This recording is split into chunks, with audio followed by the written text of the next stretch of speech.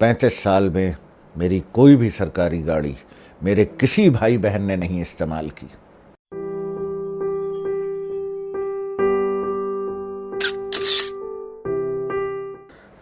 اور میں آپ کو ایک اور بات بتاؤں، 35 سال میں سول سروس میں رہا، گاڑیاں بھی رہی ہوں گی اور اچھی گاڑیاں بھی رہی ہوں گی، ایک سے زیادہ گاڑیاں بھی رہی ہوں گی۔ یہ قرآن مبارک رکھا ہے، آپ چاہیں تو میں اس کو سر پہ رکھ کر یہ جملہ کہوں جو میں کہنے جا رہا ہوں۔ 35 سال میں میرے کسی بھائی بہن رشتہ دار کو جرأت نہیں ہوئی ہے کہ میری سرکاری گاڑی کو چلا سکے۔ 35 سال میں میری کوئی بھی سرکاری گاڑی میرے کسی بھائی بہن نے نہیں استعمال کی۔ 35 سال میں صرف 2 دفعہ میری والدہ میری سرکاری گاڑی میں بیٹھی، صرف 1 دفعہ میری ایک بہن بیٹھی 35 سال میں۔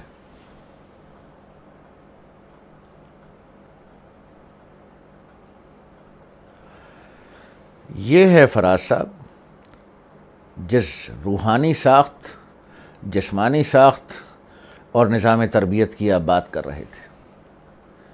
اور ایسا نہیں ہے کہ میں 250 سال پرانے زمانے کا آدمی ہوں، میں ابھی پچھلے سال ریٹائر ہوں، میری والدہ حیات ہیں۔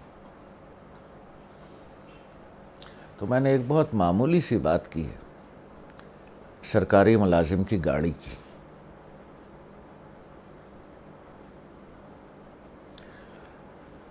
اور میں نے اتنی بڑی بات کی ہے کہ میں اس قرآن مبارکہ جو اس کام کے لیے نہیں اترا ہے کہ اس پہ قسم کھائی جائے، لیکن میں اس کو سر پہ رکھ کر کہہ سکتا ہوں کہ قسم کھا سکتا ہوں کہ آج تک میری کوئی سرکاری گاڑی میرے کسی بھائی بہن نے نہیں چلائی، گھر کے کاموں میں نہیں استعمال ہوئی۔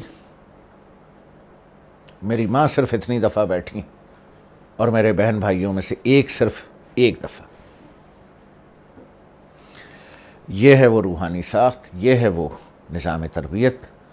اور ایسی ماؤں کے پیر کے نیچے جنت ہوتی ہے، اور ایسے باپوں کے الفاظ اور آسمان کے درمیان کچھ نہیں ہوتا۔ اور یہ وہ بچہ نہیں ہے اب جس کے بال سفید ہو گئے ہیں وہ اپنی تعریف بیان کر رہا ہے، نہیں نہیں نہیں، تعریف اس چوتھی پاس ماں کی ہے، تعریف ان والد صاحب کی ہے، اللہ انہیں حیات دے اور قائم رکھے۔ یہ میرا تذکرہ نہیں ہے،